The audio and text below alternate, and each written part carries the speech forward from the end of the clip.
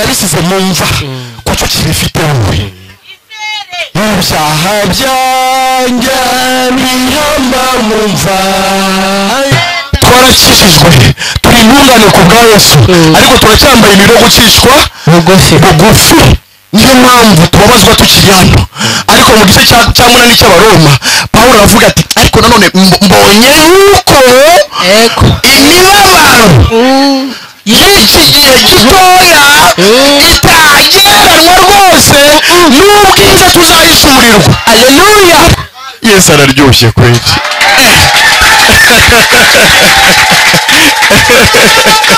Ari amakuru dufite y'ibanze uko Kristo azaza natwe ndiko tuzaza. Amen, amen, amen, amen, amen, amen. Ijuru ntabwo umuntu aribona ku munota wa nyuma.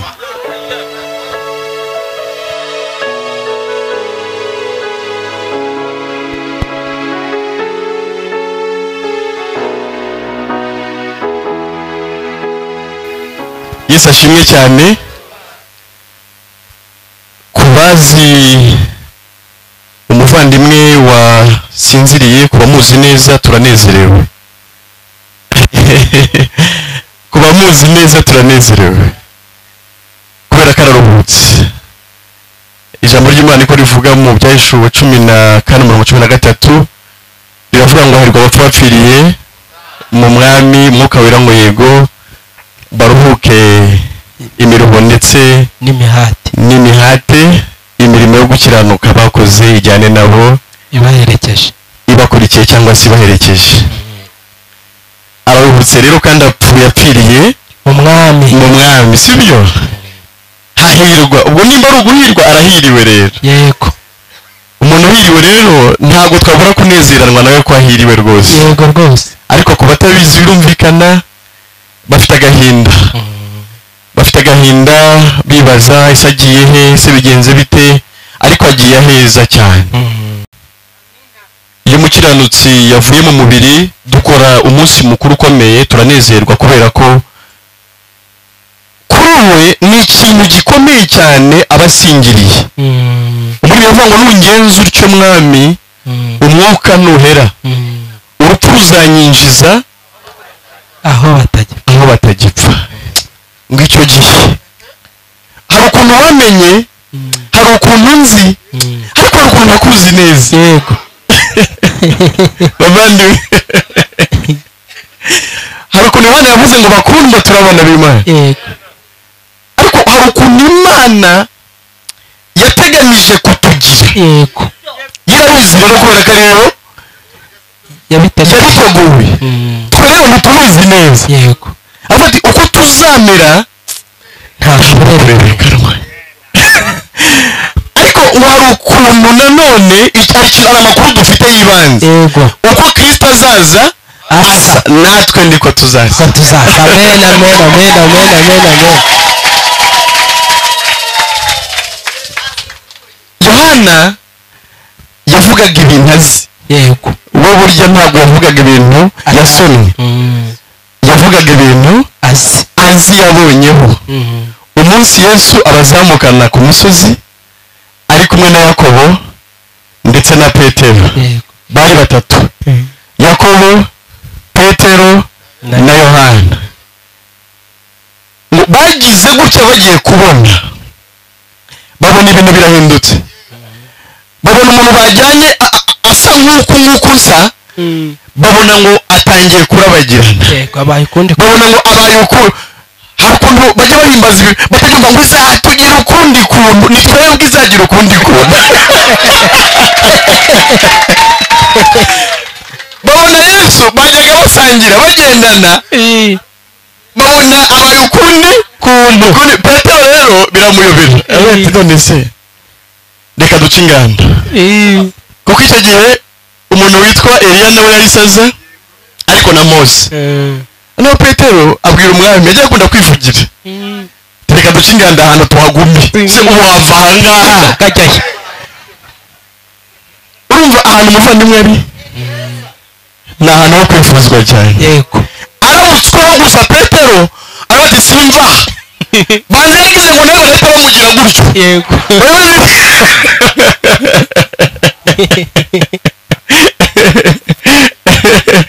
atereka duce ingando ahangaha eshatu hano hantu imwe yari iyawe indi ni iya mose indi iya eliya sibyo ariko nivugira gusa ko urupfu rw'umukiranutsi ni urwo kwifuzwa amen kuko uwo yinjiye mu bundi bwiza hari ubwiza turimo bene data ariko hari n'ubundi bwiza duteganirijwe yinjiye mu bundi bwiza ariko ategereje n'ubundi bwiza busumbyeho ubwo rero bundi ntiyabuhabwa ndahari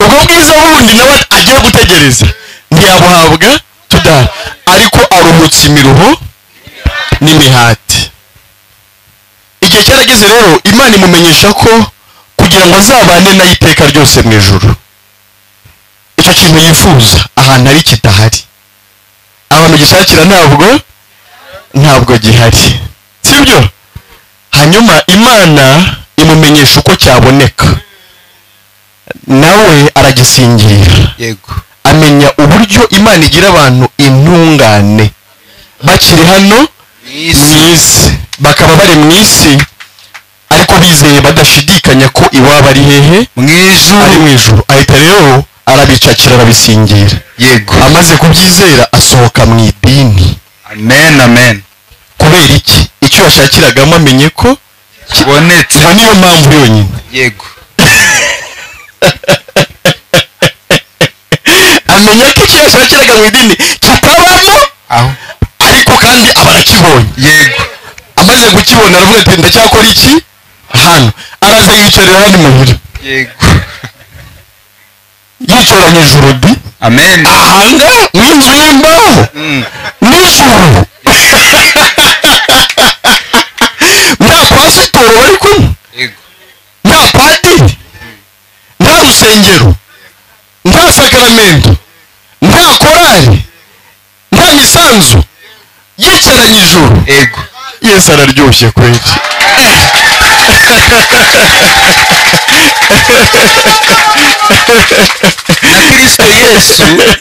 na kristo yesu yavukiye kwa mariya na yosefu bababaje yego kandi ari rwose umwami w'ijuru n'isi biroroshye rero ko umuntu yaba mu nzu y'imari ko afite ijuru imana ishimwe cyane amena ndashaka kuvuga iki rero ijuru ntabwo umuntu aribona ku munota wa nyuma uyu musaza rimaranye imyaka itari mike yego aryicaranye nta buhamya muza kumva ngo ajya gupfa ngo hari umuntu ngo yaturiye reka ta yabivuze mbere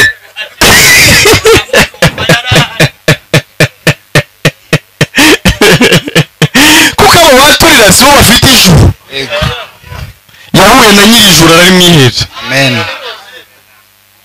amaze kurimo araza yicarira hano aravuga ati ijuru ndarihuye yego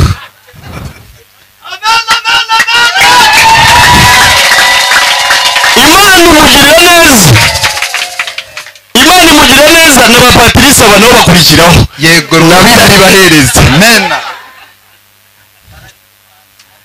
ba valoriya nabo bakurikiraho Yego. irabibahereza yego ba piyeri bakurikiraho irabibahereza ba samweri nabo iraribahereza yego ba odeta iraribaha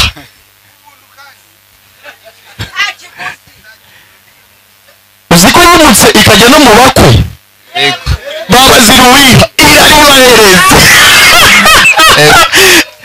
uyu musaza ntacyo atabonye yego nta kintu yari asigaje aruhuke imana yaramusekeje nka sara yego baribona bibereye ahangaha nawe rero waribuze ndabizi ko warishakishije kuva ukiri muto birashoboka ko uyu munsi waribona yego nta nicyo tukwifuriza umubyeyi yatashye byo ni byiza. Nari namusuye ari nko kuwa kabiri mu minsi yashize, numvaga mu mutima ko agiye kugenda. Nari mfite urugendo rw'ivugabutumwa nko kuwa gatatu, ariko numva Imana impatira kuza kuwa kabiri. Ndaza ngera hano mu rugo, ndaterana, nsoje njya aho yari ari kwa muganga, turasuhuzanya, hanyuma ndamusezera. Nicyo cyari kinzanye kwa ari ukumusezeraho. Narabyumvaga kagomba gutaha, hanyuma ndangije mfata imodoka n'ubundi nsubirayo. Ntabwo naryamye mwizi nje nicyo cyari kinzanye cyonyine. Sinashoboraga kubisubika, numvaga ari ngombwa konza. Hanyuma maze gukora uwo murimo ndagenda, sigaza gusa ntegereje umunsi tuzagarukiraho, tuje kubwira abantu ko aho muze hagiye ari heza cyane. Ni igiki watunga cyasumba kuba mu isi wizeye ko iwanyu ari mu ijuru mu buryo budasubirwaho? Kibaho? ntacyo.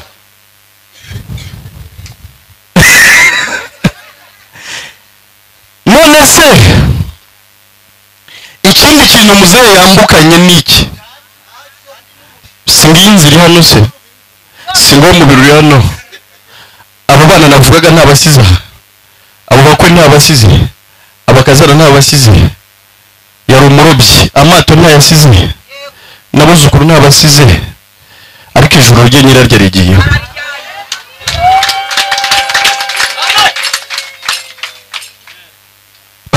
Ngiraje bigenze neza, bari kubeshya ngira kuzamuye kujya ngo gutuzanga i Kigali, baza bavuye i Kigali barakubwira i Kigali nta kintu kibaye.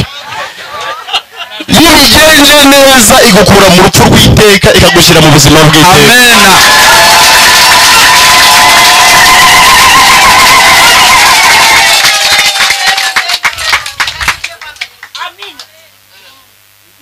Ikakumwakura, igakuraho umwaka wo kwa Adamu.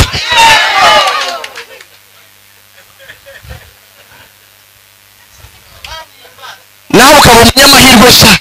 Umuririmbyi yavuze ngo ni Yesu wandoreye guhirwa mu ijuru mu bwami bwe. Amen. Andi mahirwe ntayaheze.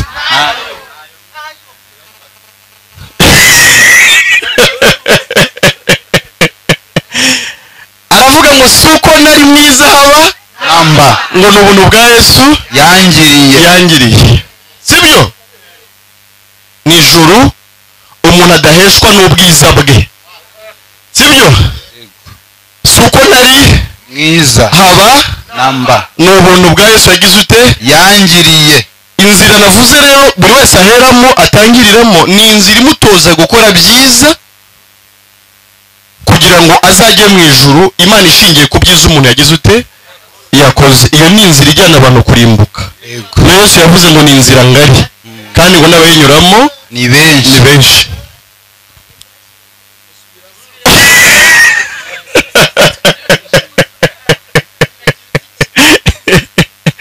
Tujyane gake muraza kubyumva, muhumure rwose. Sibyo? Turi gutangira, turi gusuhuzanya.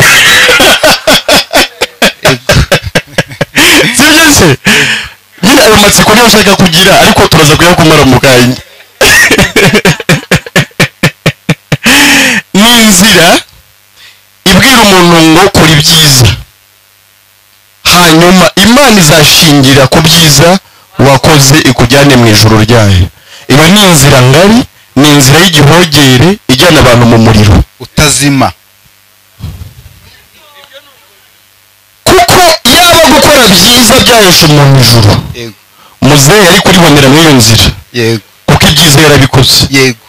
Ni umusaza mu busanzwe, umusaza mwiza w'inyangamugayo w'imfura, wivugira make, ariko aza kumenya ko uko kuntu kwiza kwe bamushimagaho ari byo bibi cyane Imana yanga urunuka. Kubyishingikirizaho ngo ugiye mu ijuru ni ugufata kotegise umugore yambuye. Niko Yesaya avuga, Yesaya 64:5, ngo ibyo umuntu akiranukamo ni nk'umwambaro wandujwe n'imihango y'abagore. tekereza iyo modere, umuntu agafata amakotagisi akayegeranya yakoreshejwe, apana yaguze muri botiki, akayitakamo agatsapa akarimba, agafata imana wambonye ati ubu sinemerewe kwinjira, n'iwanjye ntiwayinjira uretse mu ijoro ry'Imana.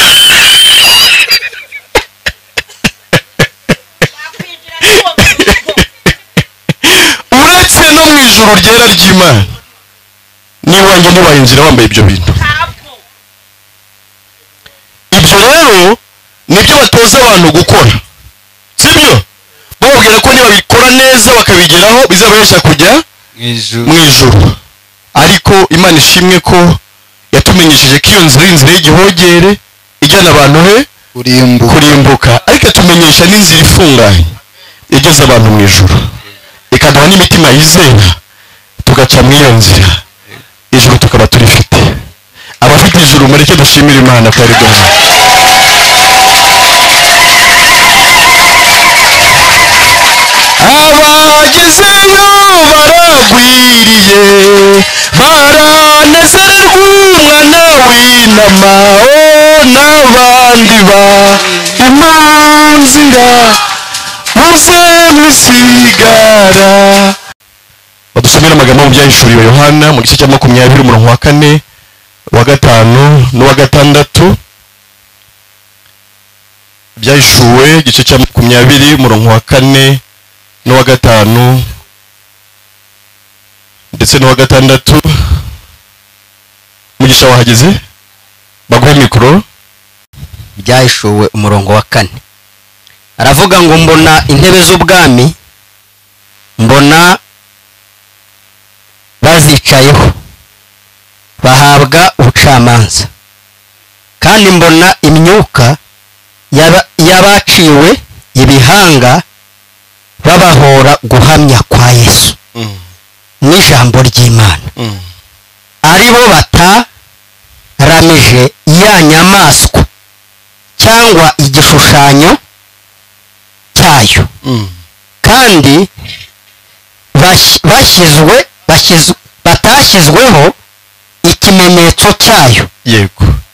barazuka bimana na Kristo imyaka 1000. amen. uwo niwo muzuko wa mbere. yego. abapfuye basigaye ntibazuka iyo myaka 1000 itarashira. amen. ufite umugabane mu kuzuka kwa mbere yego. arahirwa. yego. kandi ni uwera. amina. urupfu rwa kabiri ntirubasha kugira icyo rumutwara. amina. abameze batyo ahubwo bazaba abatambyi b'Imana na Kristo, kandi bazimana nayo iyo myaka 1000. amina.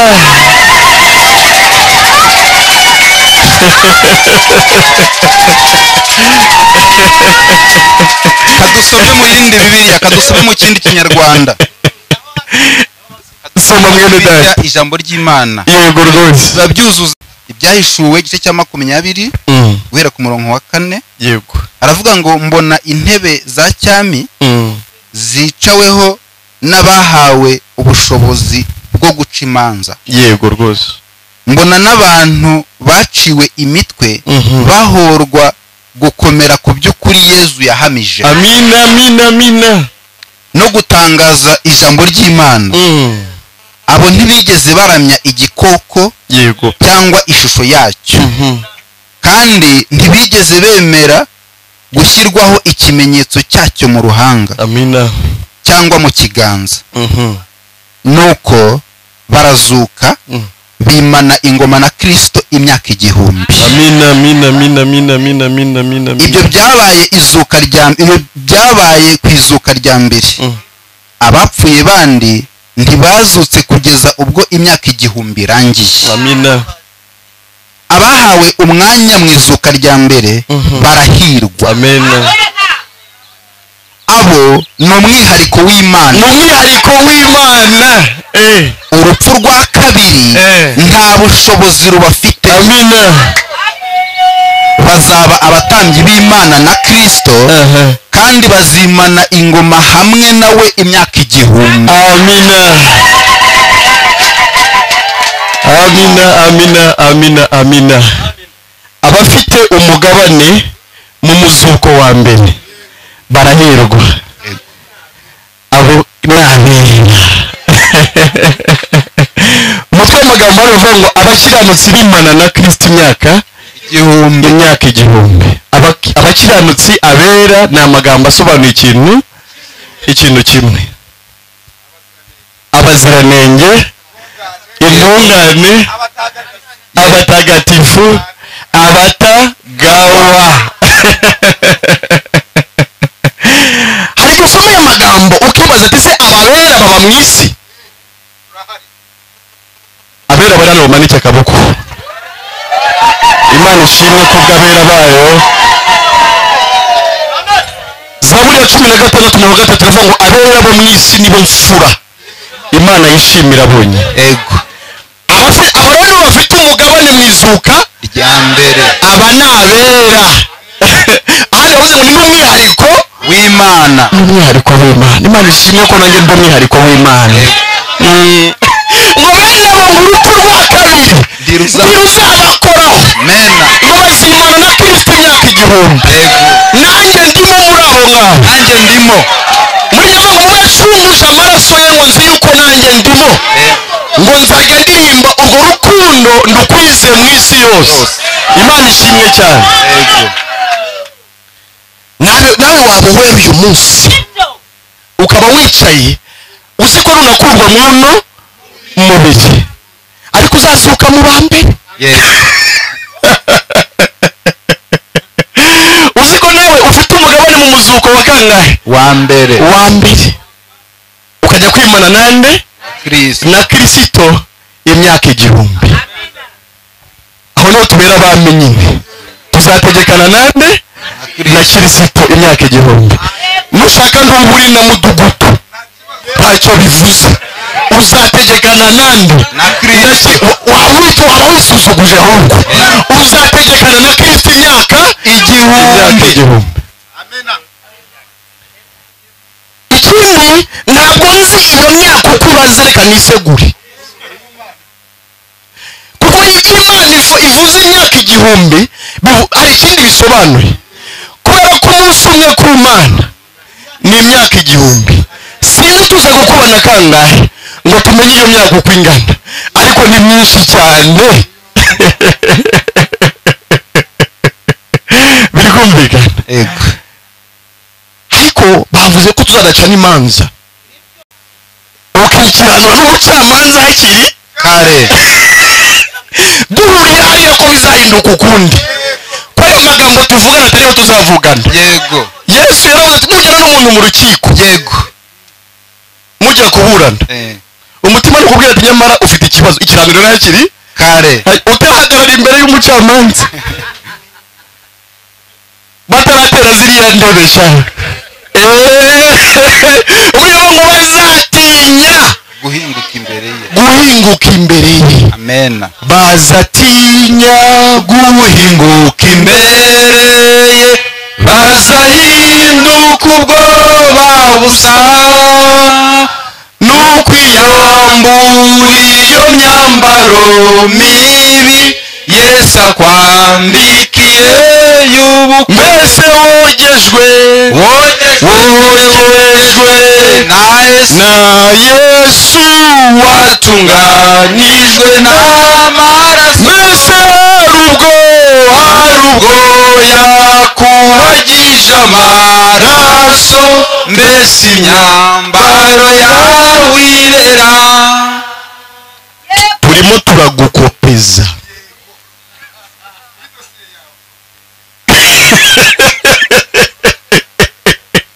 tukubwira n'ahantu wabikemurira hakiri kare. hari igihe bavuga ngo amazi aba yarenze ingobe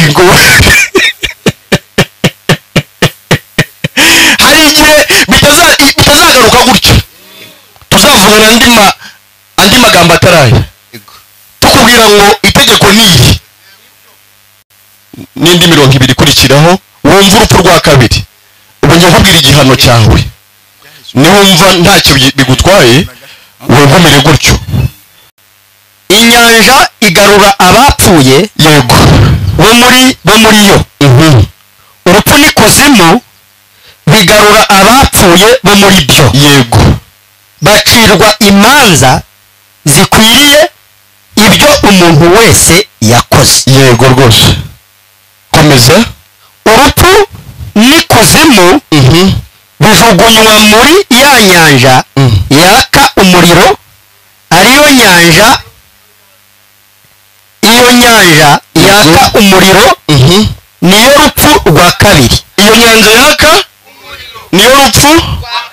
yego komeza usoze ku murongo wa nyuma. kandi umuntu wese utabonetse ko yanditswe muri icyo gitabo cy'ubugingo yego ajugunywa muri iyo nyanja yaka umuriro. amina. muri Bibiliya ijambo ry'Imana yego umurongo wa 13 baravuga ngo inyanja igarura abapfuye yari yarabitse. urupfu ahantu wakwepera urubanza ikugarura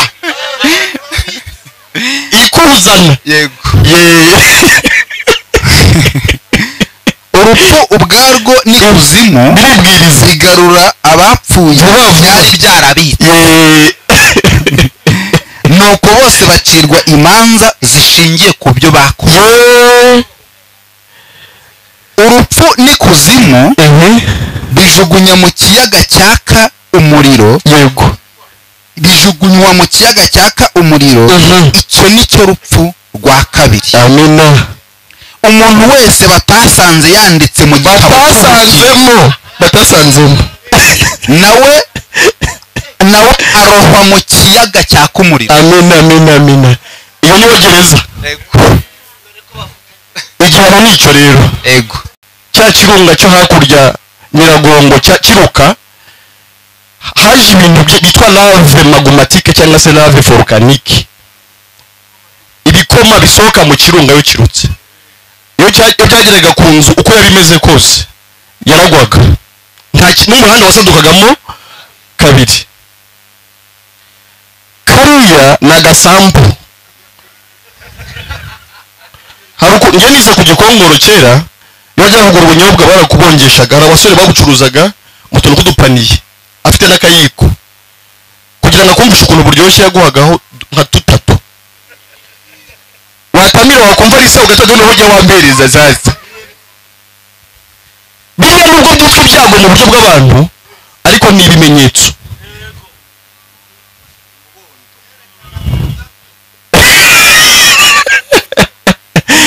niba utasiporo utabiriye, sibyo?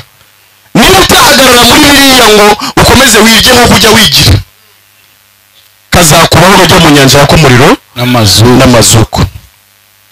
imana yateguye inyanja yaka umuriro amazuku ni biriya nyine, ariko hari inyanja imana yateganije yuzuzamo ibyo bintu, nibwo izajugunyamo abanyabyaha bose aho bava bakagera. umuntu wese utabonetse mu gitabo cy'ubugingo naho bazamushyira. ntabwo ari igitabo cy'idini bavuze, ntabwo bavuze ngo umuntu batasanze yarejisiteye mu gitabo cy'idini ngo barebe n'imisanzu uko yayitanze neza. bavuze ngo umuntu badasanze mu gitabo cy'ubugingo bamujugunya muri iyo nyanja. ubwo ni urupfu rwa kangahe? rwa kabiri. urusha kuba uzaba warapfuye hashize imyaka ibihumbi n'ibihumbi, imana izategeka inyanja kukuzana, ibwira urupfu n'ikuzimu ati zizanira abantu hano.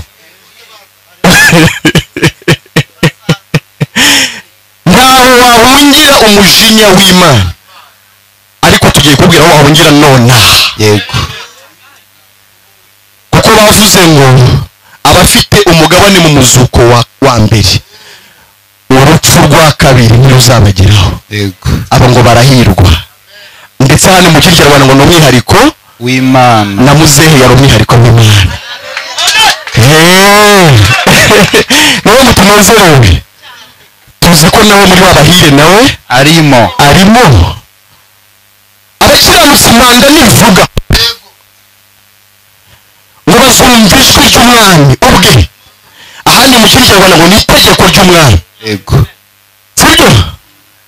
hanyuma bumve n'impanda y'umumarayika ukomeye. hanyuma bumve n'ijwi ry'impanda rirenga. hanyuma bazuke.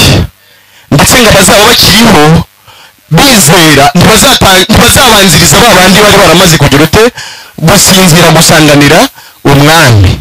hanyuma nabo ngo bahindurwa bazaba bakiriho basanganire nyagasani. n'amagambo ari Matesalonike ba mbere mu gice cya 4:15 mucyo kumanuka ngo tuzabana n'umwami wacu iteka ryose. mujye mumaramisha niba kubwirana ayo magambo twanye. igifite icyo gitwaye mu rupfu rwa kangahe? gushyirwa mu nyanja yaka umuriro n'amazuku. mujya mwumva rero ko hari habera mukavuga mutahari n'ibyo bigira. oya nawe uzabyigira urebe kuba we. ubuse wanze kucyigirara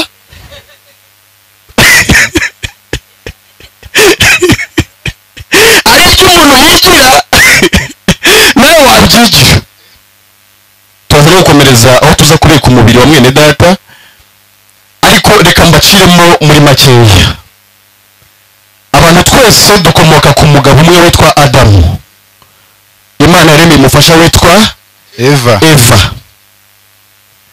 uwo niwe Imana yaremye wenyine imuremera umufasha witwa Eva.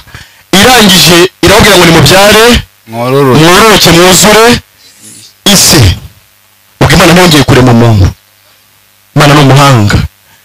yaremye rimwe ibiremye abantu bose, ababayeho abariho n'abazabaho bose.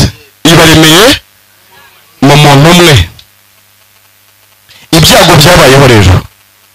Imana yabujije Adamu na Eva ngo ntibakajye ku giti cy'ubwenge bumenyekanisha ikibi n'icyiza. irabwira ngo nimukiryaho no gupfa muzapfa. ubyumve? ni ugutandukanywa urupfu, ni ugutandukanywa n'Imana. umuntu akababazwa by'iteka ryose. sibyo? shitani aca inyuma arababwira ngo umuntu kuri Imana yababeshye. ati ni ukuri ntacyo muzagira mute mukamera nk'Imana mukabasha gutandukanya icyiza n'ikibi. bumvira Satani basuzugura Imana barya kuri cya giti. bariye kuri cya giti burya bari binjiwemo na kamere y'icyaha, kamere yo kugomera Imana. ubundi icyaha nyirizina ni ubugome. ariko kugoma tuvuga nicyo bita rebellion mu gifaransa. kwigomeka. umuntu yigometse ku Mana, yigize icyigenge mu yandi magambo. icyo nicyo cyaha. yahindutse icyigenge, yanga kugengwa n'Imana ahubwo arigenga we ubwe. mu yandi magambo yihindukira Imana ku giti cye. ntiyaba akiyobotse Imana yamuremye. Imana nk'umuremyi w'isi n'ijuru. nawe warayivukanye. wavukanye kamere y'icyaha. nanjye ku bwa Adamu narayivukanye. kamere ituma ntabasha kumvira Imana. nawe utabasha kumvira Imana. iyo niyo kamere y'icyaha, ni nacyo cyaha nyirizina. noneho rero gusambana, kwiba, kubeshya, kwifuza n'ibindi byose ni udushami tw'icyaha, ariko si byo byaha nyirizina. birumvikana? ni imbuto za cya giti bariyeho, ariko si cyo giti nyirizina. iyo Imana ivuga rero ko uri umunyabyaha, ivuga iyo kamere y'ubwigenge wakiriwe. ni nacyo yabujije umuntu. ntukajye ku kumenyera wowe ubwenge bw'icyiza n'ikibi. biri kumvikana kugira ngo mbashe kukugenera mbashe kuguhitiramo ni uko wowe utimenyera ubwenge bwo kwihitiramo,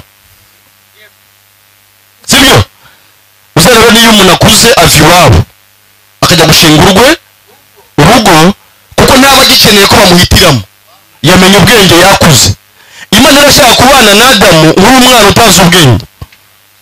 Ubu Yesu yongeye kuvuga ngo birasaba ko abantu bamera nk'abana batoya babasha kugenerwa buri kimwe cyose, abo nibo bajya mu bwami bw'ijuru bw'Imana, babasha kwemera gukorerwa buri kimwe cyose. Ubwenge bwo kwihitiramo bwo kwigenga nicyo kibazo nyakuri umuntu yagiranye, mbese yaremye ubwami bwe bugiye kurwanya ubwami bw'Imana. Imana rero ivuga ngo abantu bose bakoze ibyaha ntibashyikira ubwiza bw'Imana. Abaroma 23 ibivuze ivugiye aho ngaho, ntawe udafite iyo kamere, kandi ga ivuze na kariya gahinja kavutse none kari muri bose bakoze ibyaha ntibashyikira ubwiza bw'Imana, kuko ya kamere naho kagize gute karayifite. biri kumvikana agahinja kavutse none n'umusaza w'imyaka 80 ntibarushanya ibyaha imbere y'Imana. umuntu yireba ibiri muri wowe imbere ikwita umunyabyaha ishingiye kuri depo, kuri stoke y'ibyaha wavukanye, ntigendera ku byo wabashije kubonera abakiriya. biri kumvikana burya umukobwa uri iwabo ntiyasuzugura umugabo, icyaha cyo gusuzugura umugabo ntiyagikora kubera ko atarashaka. kuba utihanira icyaha cyo gusuzugura umugabo si ukuba utakigira, ahubwo ntiwabona ubusuzuguro.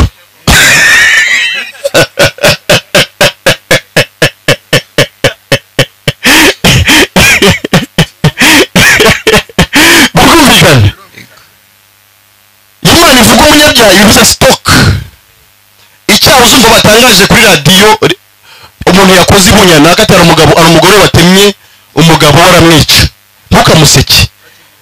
Yesu yaravuze ngo numutunga urutoki rumwe ujye umenya ngo izindi zose ni wowe zirimo zireba. yakoze kamwe muri byinshi wowe ubitse cyangwa utakoze. burya n'umurozi ntagirwa umurozi n'umurozi yavanze mu biryo agahereza abantu, ahubwo agirwa umurozi n'akabindi abitse.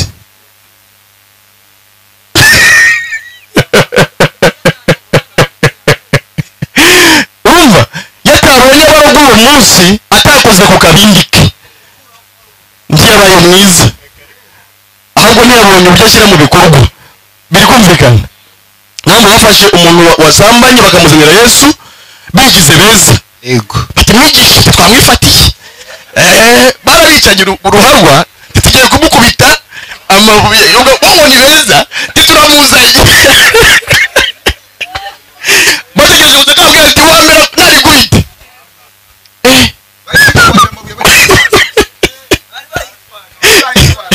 sibo bari bose bamufata, titwamwifatiye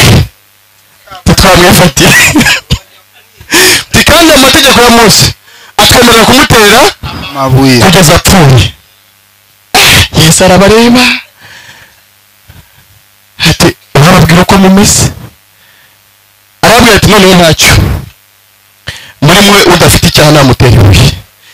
ni inkuru zo muri Yohana mu gice cya 8 ngo arunama yendikira hasi, yagiye kunamuga ngo nta n'umwe uhari, abantu beza twamufashe.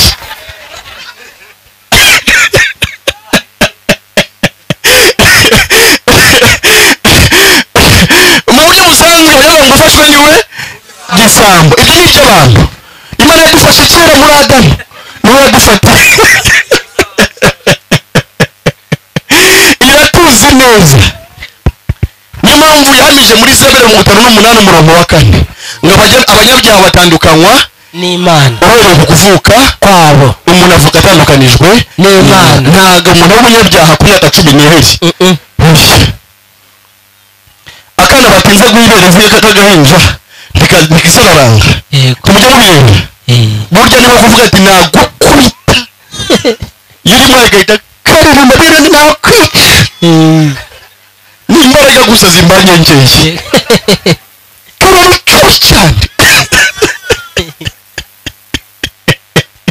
kararuma nyine ntabwo umuntu w'umunyabyaha akuze aho ugenda ukura ugenda ugaragaza kuri umunyabyaha uri umunyabyaha biri kumvikana sibyo ikindi Yakobo 2:10 iyo umuntu yitondeye amategeko y'Imana yose yego ngo akagira ibyago agasitara kuri rimwe ngo aba yacumuyeho yose ariko abantu bagiye kwihana Imana imbabarire kwibaza ku murimo wayo Imana imbabarire gukererwa ubugoryi n'ubucucu kutavuze kuri umwicanyi kutavuze kuri kandi yavuze ngo nusitara kuri ubuhishe yose none se bari kuvuga ngo iki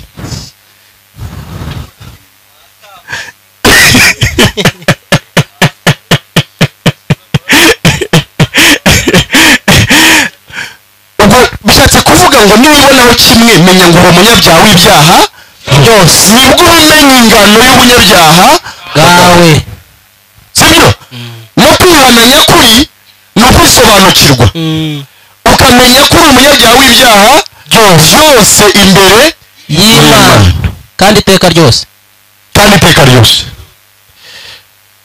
Luka 13:15 Yesu yabwiye abafarisayo ngo muri indyarya ukora ko mukunda kwigira abakiranutsi imbere y'abantu ngo kandi Imana iziba mu mitima yanyu ngo icyogejwe imbere y'abantu ngo ni ikizira imbere y'Imana uwo abantu bashima ni ikizira imbere y'Imana sibyo yego uzaba mwiza imbere y'abantu ni byiza bigatuma ubana nabo neza sibyo ariko abantu nta juru tugira ariko nta juru abantu bafite bazagushyiramo yego ntuzabikorere ngo bizakujyane he mu ijuru biri kumvikana uzatabara abaturanyi nk'uko n'inshuti zawe uzishyigikire muri buri kimwe cyose ariko ntuzabyitwaze nk'itike yaguhesha kujya he mu ijuru yaguhesha kujya mu ijuru biri kumvikana ugukiranuka kwawe umwana w'umuntu mugenzi wawe ni wowe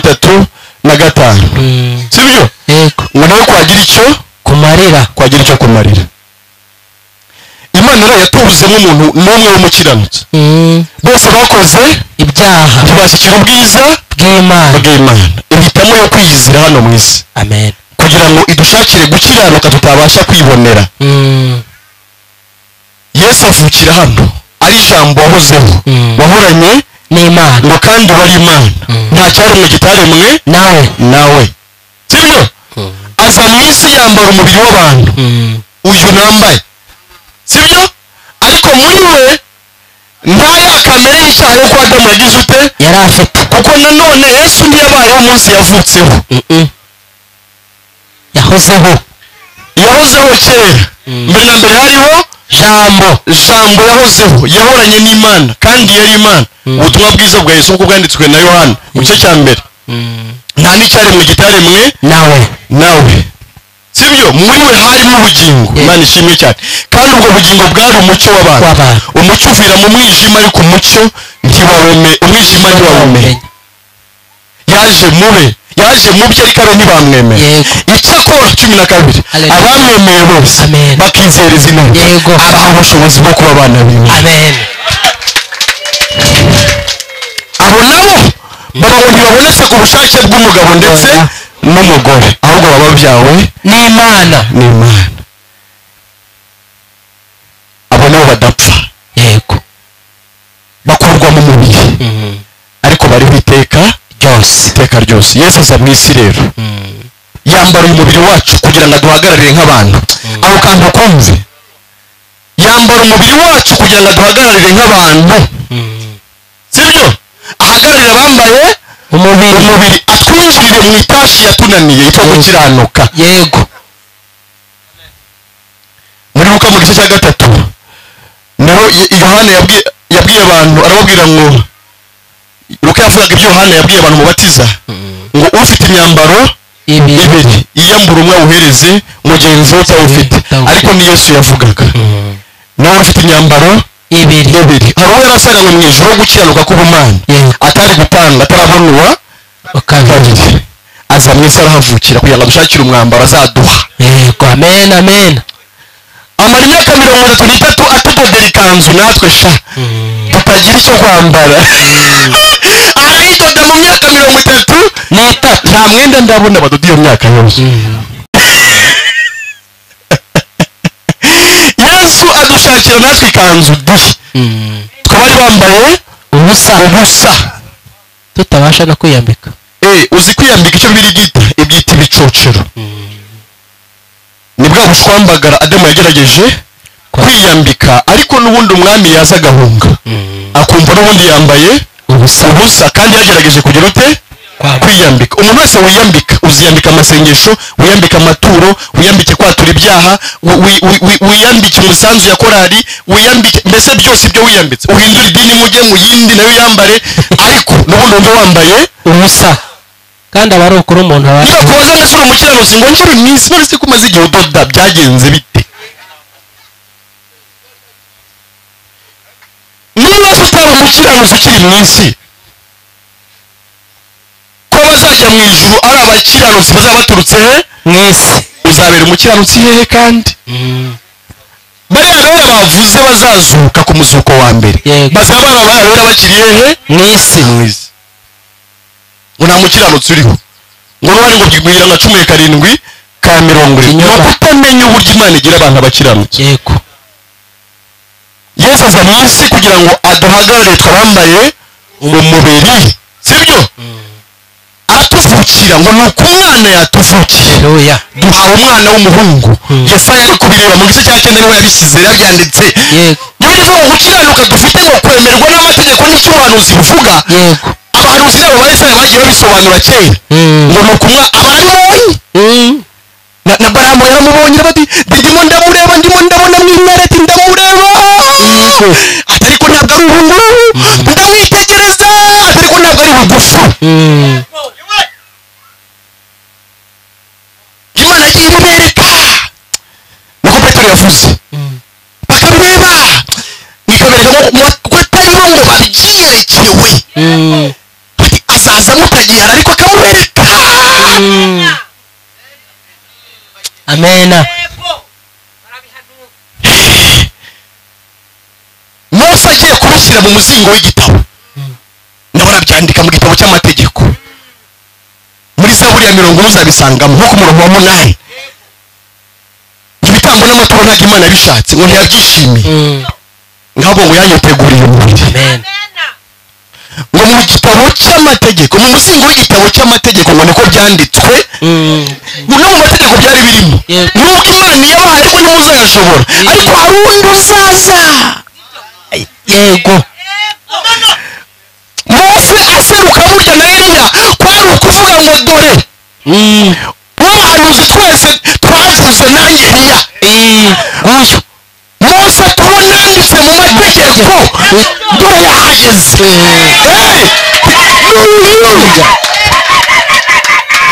kwari ugukunda abantu inzira ku murima tumwe gusubira gushakira mu mategeko, kandi ubuhanuzi bwose dore n'uyu nguyu yahigereye naba ari uyu mwumve. yego haleluya.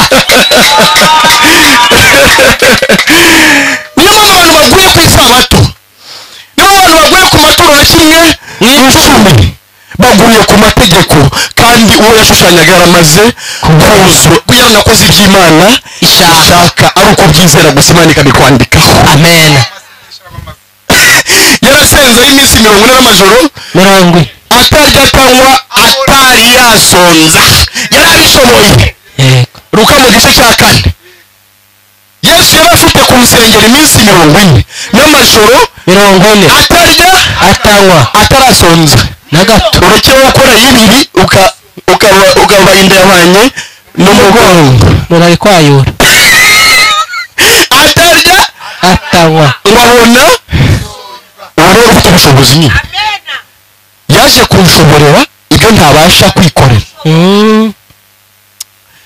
yagukirishije n'ibyimba yagize ni nawe gukiranuka yakubera yakubeshejeho wari uwo kurimbuka akira ubwo bugingo aguha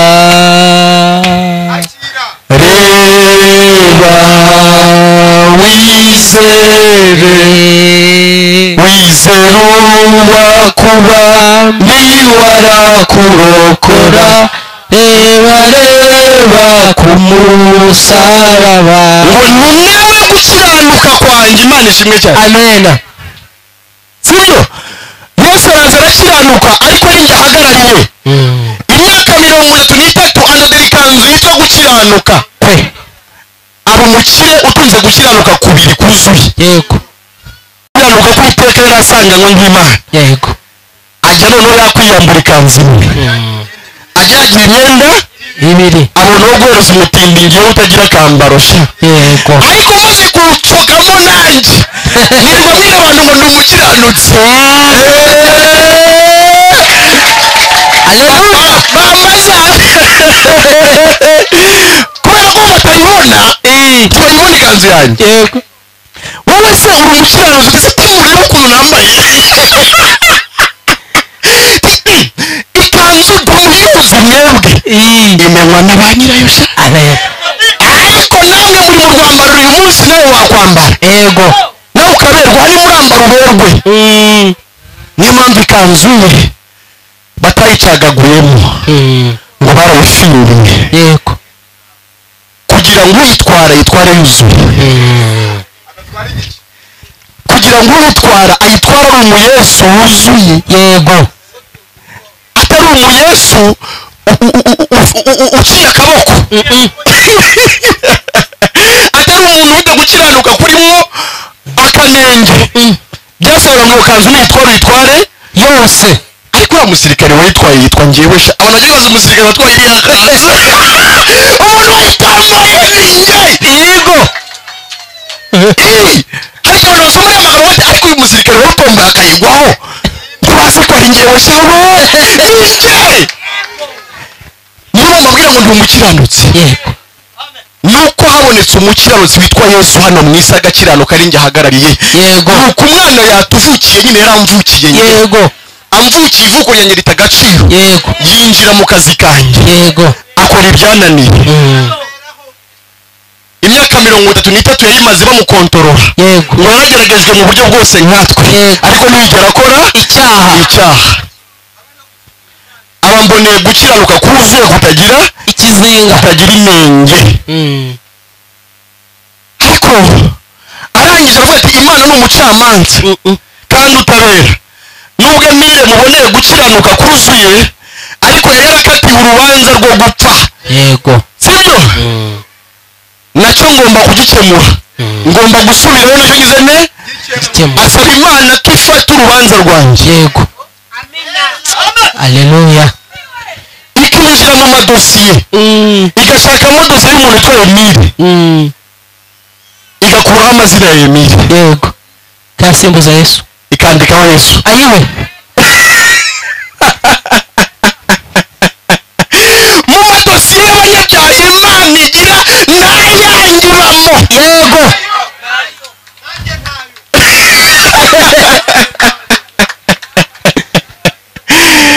umurimo ngo yanyishyuriye n'uwa 88 muzibanze ngo ya myenda yose ngo yambabariye ibyaha atuma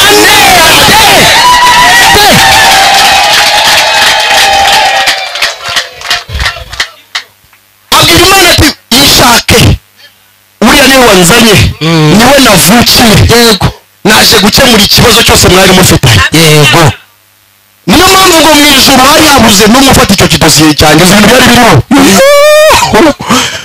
bose barayihungaga yohana abirebye aratinya agira ubwoba ararira cyane abonye habuze ucungura umwana w'umuntu ariko marayika aza kumubwira ati humura yohana witinya wirira intare yo mu muryango wa yuda iranesheje ngo mu ijuru ngo baririmba indirimbo nshya yego niwe ugitangaza yesu ngo ni wowe wemeye gucungura imana data wa twese ubwoko bw'abantu tumaze gusoma mu kanya ngo n'abatambyi b'imana ihoraho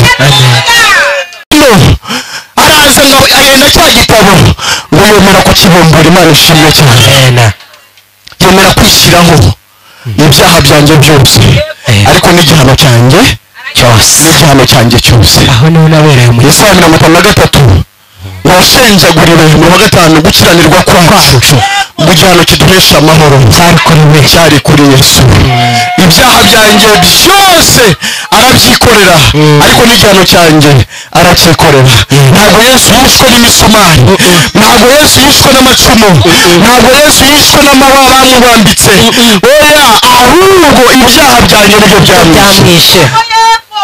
amaze kubyishyiraho Imana iramubabaza cyane ngo ava ibyuya bivanze n'amaraso gututurikana, imitsi igacika, imitsi igaturika. ni ya mazuku Imana yashyize muri Yesu. yagombaga kwakira igihano cyanjye, yagombaga gufata rwa rupfu rwanjye. hanyuma Yesu aratanga kuko umwami ntapfa ariko atanga gukiranuka, atwara ibyaha. amen.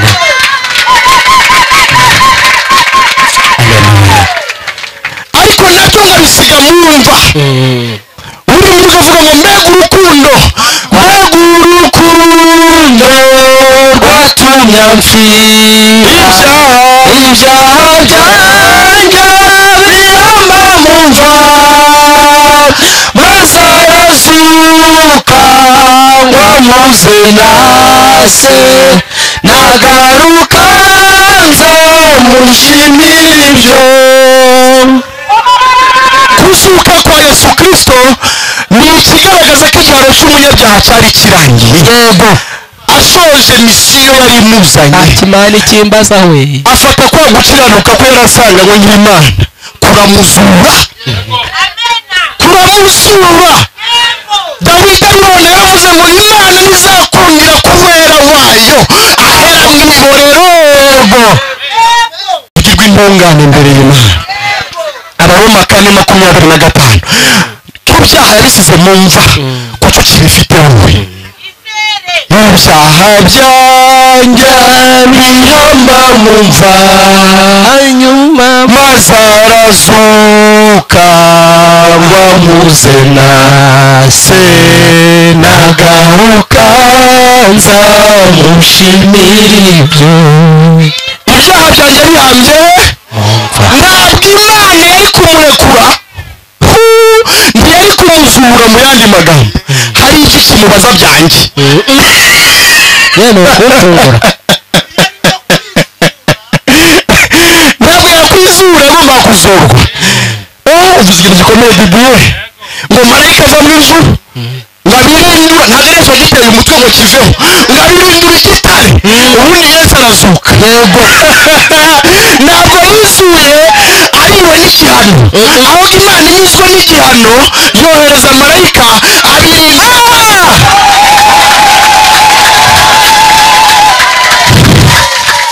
abagore baraza, ba Mariya Magadalena na Mariya baza ku gituro bagira ngo aracyarimo. marayika aravuga ati murashaka nde? bati ni Yesu w'i Nazareti. mwe gushakira ubuzima mu bapfuye, mwe gushakira umukiranutsi mu banyabyaha.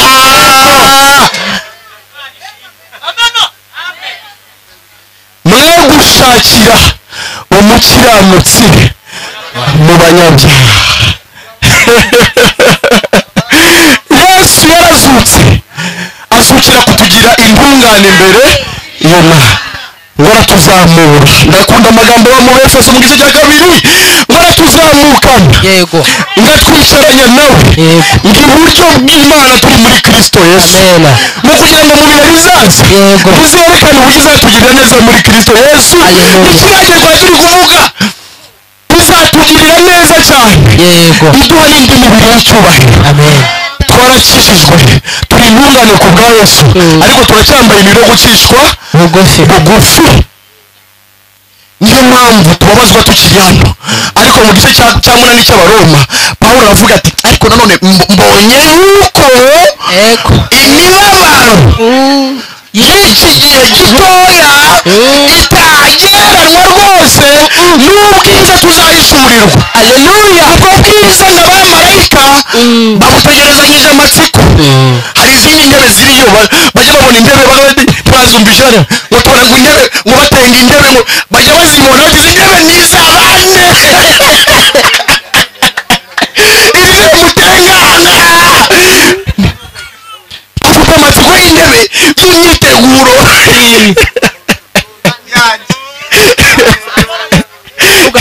ntimurire uyu musaza ni igihe cyo kwishima dutanze umushisha ahantu ari aguwe neza cyane natwe turaje yesu yabivuzeho arakantu muvuze yesu yabivuzeho avuga umugani wa nyamutunzi na lazaro nyamutunzi hari abantu ubutunzi bwa hano burangaza bakagira ngo bazagumana nabwo iteka cyangwa bakagira ngo buzababuza kujya mu nyanja yaka umuriro umuriro uzabarya uzabacengera nk'uko umunyu ucengera ibiryo ngaho ngaho urunyo rwaho ntiruzima ntirubora n'umuriro waho ntiruzima imibiri yemerewe gushya ntishire nyine nyamutunzi waratunze ku buryo lazaro ngo atabonaga n'utuvungukira tuva ku meza ya nyamutunzi nyamara nyamutunzi ari umukiranuzi imana yishimira lazaro murakoze cyane ari umutunzi imana yishimira nubwo adafite ibyahano sibyo yari umukiranuzi imana yishimira nyamutunzi ari umunyabyaha nubwo yari umutunzi bivuze n'iki kandi binavuze ko ntabwo ubukire bwo mu isi ari ikimenyetso cy'umuntu imana ubu wanabitunga uri umunyabyaha sibyo ntabwo icyazanye yesu ari ugufata abantu bari abakene ngo babahe abakire mbese n'umugisha ntabwo ari nawe umugisha imana yakunze abari mu isi bituma itanga umwana wayo w'ikinege kugira ngo umwizera wese abone amamodoka menshi ndetse n'amazu kugira ngo umwizera wese atarimbuka ahubwo ahabwe ubugingo bw'iteka nyamutunzi arabitunze rero ngo igihe kigeze ayo magambo nyakunda kubi ngo nyamutunzi arapfa amafaranga ntiyamubuza gupfa lazaro nawe arapfa biba byiza rero bageze hirya nyamutunzi ngaruhukira mu muriro ahantu yashyaga cyane lazaro disi ngaruhukira mu gituza cya burahamu ni mu buruhukiro bw'abakiranuzi bose kubera ko aburahamu niwe sogokuruza wo kwizera amen asanga abatubanjirije uzi ukuntu njya mbakumbura ba pawulo sha muzehe ari kumwe nabo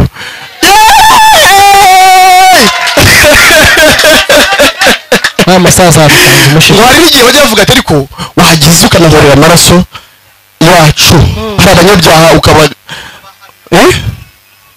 ngo mube muretse hari abandi ngingo kirimo gushyiraho ikimenyetso cy'imana abo rero ntabwo bariho cya kimenyetso cy'inyamaswa mwe muretse na jacques none se ubwo bari kuduhamagara na jacques bataramushyiraho ikimenyetso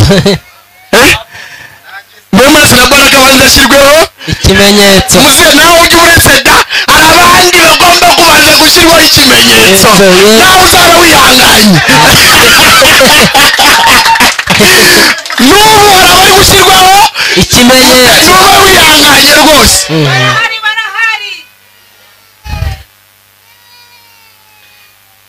nyamutunzi ngo atangira gushya ku buryo ngo yasabye ngo nimba bishoboka ahamagara aburahamu ngo byibura ngo bohereze umuntu cyangwa se ngo bamutonyangirizeho gusa utuzi uducanwe ku rurimi kubera ko ngo arashya cyane baramubwiye bati harimo umworera hagati yacu namwe ngo washyiriwemo ubwo biba byarangiye rero washyiriwemo kugira ngo hatagira umuntu uzaturuka mu cyiciro cy'abanyabyaha ubwo dukuyemo penetensi y'aho ngaho hari ikindi bita purigatori murakoze cyane hari ikindi bita purigatori ubwo tuyivanyemo buri wese ava ahitira mu mugabane agomba kuzabamo unezerwa agatangira kunezerwa anezeranywe n'abatubanjirije kugenda bo bakiranutse ujya mu muriro nawe agatangira kuwusogongera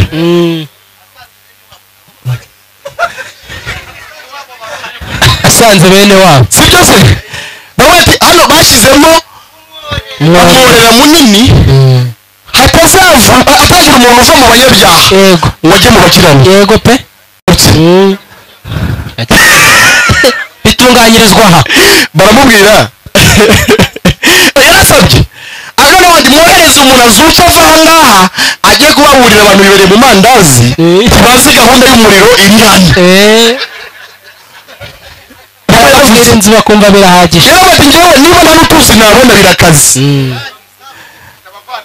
ariko ko nasize abantu hejuru hariya yego bari kwirira bakinywera bakavuga ati nta kizaba aho bahereye babivuga se ubundi ko ataje bakavuga ngo isi iraryoshye nyamutunzi rero abazi bashuti be tiko abantu bari kubyina nta kazaba mwaboherereje umuntu ko wenda azutse akajyayo bamwumvira buriya nawe yaranze kumvira abavugabutumwa bwiza aravuga ati no muzure umuntu reka mbagire inama abantu bariya ntibumva nimuzure umuntu ajyeyo yego ababwire umuriro uri aha ngaha ajya ababwira ati njyewe bansogongejeho yego nje kuba muri yesu aramubwira ati oya hari ababwirizabutumwa bwiza nibatabumvira n'uwazuka ntabwo bamwumvira reka mbabwire nutumva ibi turi kukubwira n'uwazuka niyo pawulo yazuka ntiwamwe nubwo yesu yaza akabikwibwirira ariko aba ni abazutse bari kubivuga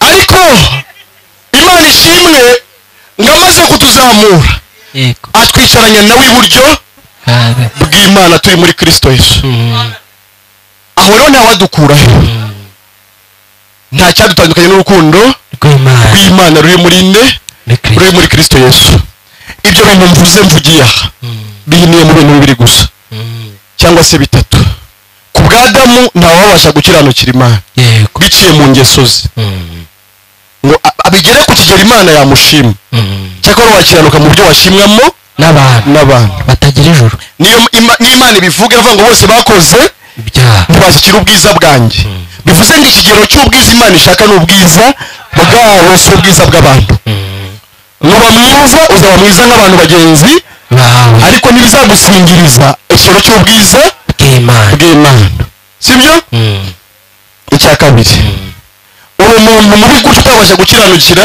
imana yabonye umucunguzi witwa yesu aza mu isi aramukiranukira ku gatoya na kanini ari bo wabikorera